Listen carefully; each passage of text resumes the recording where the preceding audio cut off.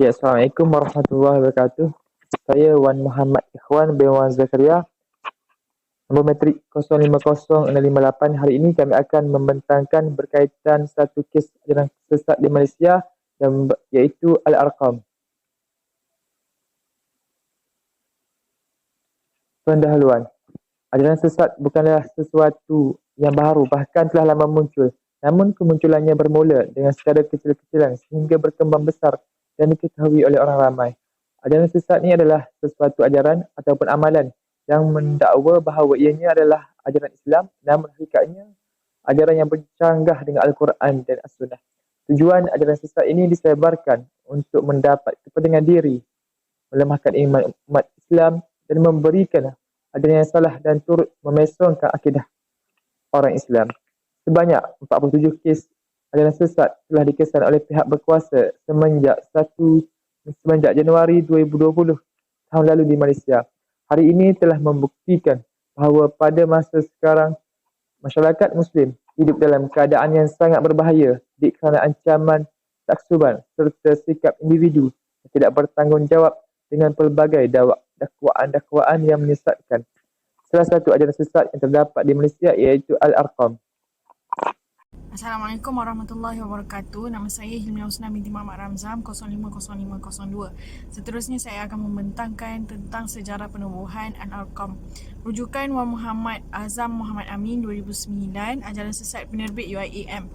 Penubuhan bermula dengan pembentukan halaqah atau study group atau study circle yang menyajikan pengajian fardu ain tentang pengenalan agama oleh Asy'ari Muhammad dan 10 rakannya yang lain pada tahun 1968. Halaqah ini dikenali sebagai Jemaah Rumah Putih kerana rumah ini berwarna putih. 3 tahun kemudian, Zakaria Ansari mencadangkan nama kumpulan sebagai Darul Arqam sempena nama sahabat Nabi Muhammad SAW, Al-Arqam bin Abi Arqam, yang menjadikan rumahnya sebagai markas tersembunyi bagi orang Islam. Markas Darul Arqam sering berpindah. Pada Disember 1985, Al-Arqam telah berpindah ke Kampung Sempadan Karak Pahang. Tempat ini dijadikan tempat kediaman tokoh-tokohnya dan tapak sekolah Al-Arqam. Tapaknya di Sungai Penchala digunakan sebagai pusat operasi. Asy'ari Muhammad menyampaikan usrah-usrah umum. Tujuan usrah adalah memberi penekanan proses pembentukan akhlak dan sasiah secara menyeluruh. Kelas pengajian Al-Quran bertujuan mendekatkan pengikutnya dengan ajaran Islam. Proses ini dikenali sebagai self-assessment dan self-improvement. Darul Arqam tidak pernah didaftarkan kerana bukan satu organisasi atau penubuhan rasmi.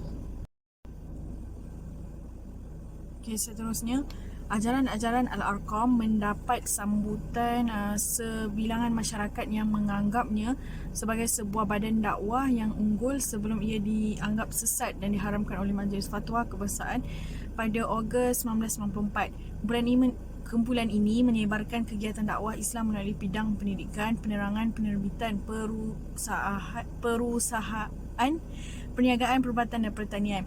Pada Jun 1986, Al-Arqam telah digemparkan dengan isu yang sama apabila timbalan Syekhul Arqam iaitu Ustaz Mukhtar Yaakob dan beberapa orang anggota kanan yang lain telah mengisytiharkan keluar daripada Al-Arqam. Isu perpecahan Al-Arqam pada kali kedua ini sebagaimana 1979 telah menjadi isu hangat dalam akhbar tempatan. Rentetan peristiwa ini, Ustaz Asy'ari Muhammad telah menerbitkan sebuah buku khusus penerangan isu ini yang bertajuk Aurat Muhammadiyah Pegangan Darul Arqam, sekaligus menjawab tuduhan oleh Ustaz Asy'ari Muhammad yang diterbitkan oleh Penerangan Al-Arqam dan bermula diedarkan pada 30 Ogos 1986.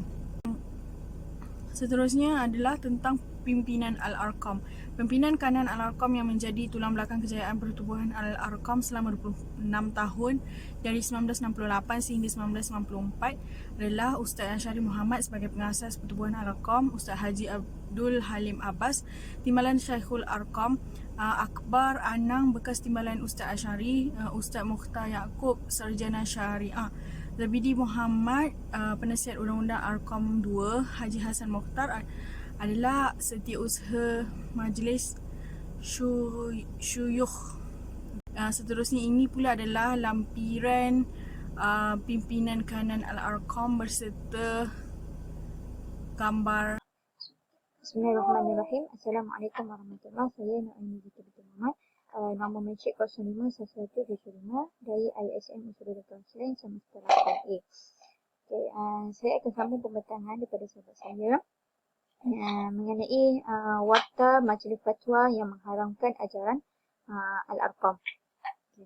Pada 5 Ogos 1994, Jawatan Kuasa Fatwa Majlis Kebangsaan mengharamkan Al-Arqam dan segala ajaran serta fahaman dan pegangan yang meliputi ideologi, falsafah serta sistem amalan dan publisiti. Persepakatan ini telah dibuat terhadap Al-Arqam yang mana ajaran dan fahaman kumpulan ini bertentangan dengan syariah Islamiah dan boleh mengelirukan serta menyesatkan masyarakat Islam. Kemudian dengan pengharaman itu, orang Islam dilarang mengamalkan ajaran pegangan dan fahaman Al-Arqam, menjadi anggota, mengetuai, memimpin, memberi ceramah, mengadakan kelas pendidikan dan pembelajaran, mengadakan aktiviti ekonomi, sosial, kesenian dan kebudayaan dan sebarang kegiatan menghidup dan mengembangkan kumpulan itu. Seterusnya, Jawatan Kuasa Fatwa Negeri Kedah 18 Ogos 1999, Jawatan Fatwa Negeri Melaka 11 Ogos 1994, Majlis Fatwa Negeri 9 4 Ogos 1994, Majlis Fatwa Negeri Pahang 18 Ogos 1988 dan 22 September 1994, Majlis Fatwa Negeri Perak 18 Ogos 1994 dan Jawatan Kuasa Negeri Perlis, Jawatan Kuasa Fatwa Negeri Selangor 4 Februari 1993 dan 11 Ogos 1994, Majlis Fatwa Negeri Terengganu 18 Ogos 1994, Jawatan Kuasa Negeri Sabah 23 Ogos 1994, Jawatan Kuasa Negeri Sarawak 19 Ogos 1994 dan Jawatan Kuasa Majlis Fatwa Wilayah Persekutuan 1 Disember 1988 telah mewartakan Aurat Muhammadiyah yang menjadi pegangan Darul Arqam, memutuskan bahawa buku yang bertajuk Aurat Muhammadiyah Pegangan Darul Arqam sekaligus menjawab tuduhan yang ditulis oleh Ustaz Haji Asy'ari Muhammad dan isi kandungannya dan manaqib, iaitu riwayat hidup Syekh Muhammad bin Abdullah As-Suhaimi yang ditulis oleh Muhammad Taha As-Suhaimi dan juga yang ditulis oleh pihak-pihak lain dalam semua bahasa, dan isi kandungannya mengandungi ajaran dan fahaman yang bertentangan dengan akidah dan syariah Islamiah serta mengelirukan dan boleh menyesatkan masyarakat Islam. Yang kedua, kumpulan Darul Arqam yang berpegang kepada ajaran-ajaran dan fahaman yang terkandung di dalam buku Aurat Muhammadiyah Pegangan Darul Arqam sekaligus menjawab tuduhan itu, dan kitab manaqib Syekh Muhammad bin Abdullah As-Suhaimi adalah diharamkan. Seterusnya, pengharaman yang meliputi ajaran-ajaran dan pegangan Al-Arqam, apa-apa jua bahan-bahan publicity dan apa-apa jua terbitan yang berkaitan Al-Arqam telah dilaksanakan. Oleh yang demikian, orang Islam yang mengamalkan ajaran dan memiliki apa jua bentuk aktiviti yang berkaitan dengan Al-Arqam adalah dilarang dan dilarang untuk memberi kemudahan dan membantunya. Itu saja, wallahu a'lam. Assalamualaikum warahmatullahi wabarakatuh. Nama diberi Muhammad Faiz bin Muhammad Ihsan. Seterusnya saya akan menyambung pembentangan saya, iaitu ciri-ciri ajaran Al-Arqam dan pegangannya. Yang pertama, mereka mempercayai bahawa Syekh Muhammad As-Suhaimi, iaitu pengasas Aurat Muhammadiyah, tidak mati dan akan lahir sebagai Imam Mahdi.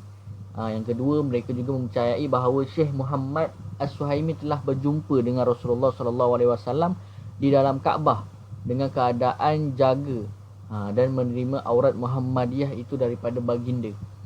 Yang ketiga, mereka mengadakan tambahan pada lafaz syahadah dengan fakta palsu yang menyebut Syekh Muhammad As-Suhaimi sebagai Imam Mahdi dan menyamakan tarafnya dengan Khulafa' Ar-Rasyidin.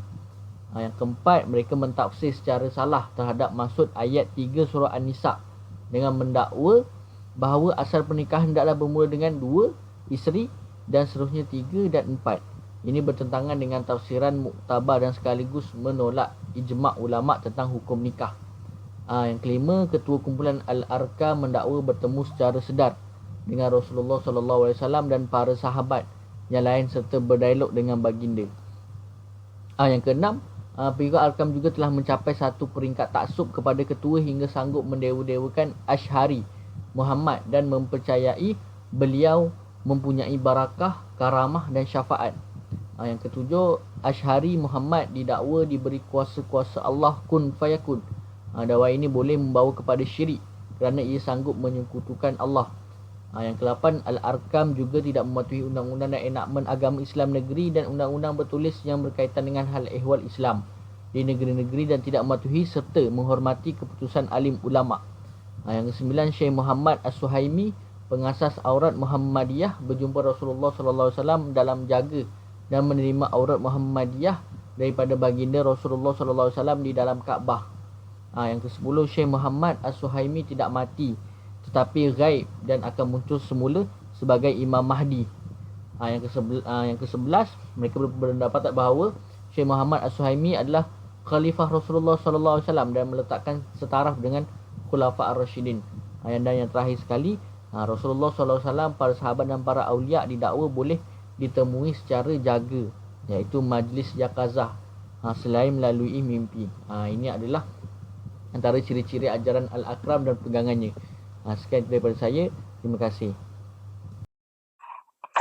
Secara kesimpulannya, pahaman aliran sesat Al-Arkam ni adalah bukan sesuatu perkara yang boleh dipandang enteng kerana ianya berkaitan dengan akidah seorang Muslim. Apabila seorang individu Muslim itu terlibat dengan amalan-amalan ataupun ajaran yang sesat, maka tentunya akan memberikan impak negatif kepada diri, bukan sahaja kepada akidah, malah boleh membawa kepada neraka yang mana azabnya sangat pedih dan dahsyat seperti mana yang dijanjikan oleh Allah. Seandainya isu ini tidak ditangani segera, maka Islam dan generasi yang akan datang berada dalam keadaan yang berbahaya. Tambahan pula, masyarakat kini dilihat semakin hanyut dan leka dibuai teknologi gadget, keruntuhan akhlak yang semakin membimbangkan, maka tidak hairanlah sekiranya umat yang akan datang lebih mudah terpengaruh dengan amalan-amalan ataupun fahaman yang menyesatkan ini. Sekian saja daripada kumpulan kami. Assalamualaikum warahmatullahi wabarakatuh.